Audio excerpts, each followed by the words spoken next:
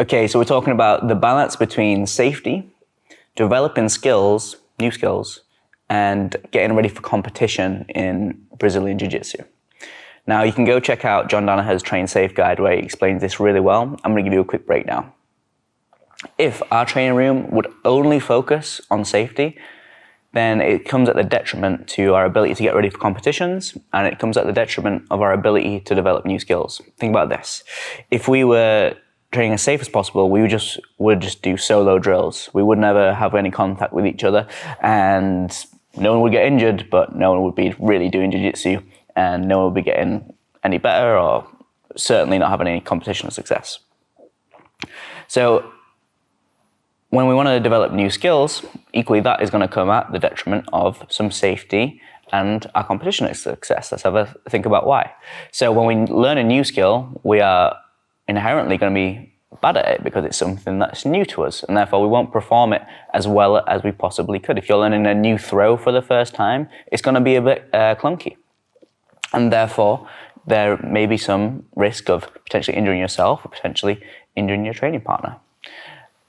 Also, when you're learning new skills, that's going to come at the detriment to the competition success, as we said, because when you learn something new, your overall game will slightly diminish because you're trying to learn something new. Again, it's not going to be as intuitive to you. If we were to only focus on competition success, again, we would struggle with our safety and skill development because we'd only work on the things that we're already good at. Would just be sharpening our A game up, the thing that we know we're going to bring first thing to competition. And when we're training at that much higher intensity that is needed for competition success, of course, you're going to have a detriment to some safety. How do we get around this when we talk about training here at GBRL? We break our classes down into different focuses. So in the GB1 fundamentals class, you can expect a higher emphasis on training because most of the people in that room will be newer to training. We've got to have more of an emphasis on that safety aspect.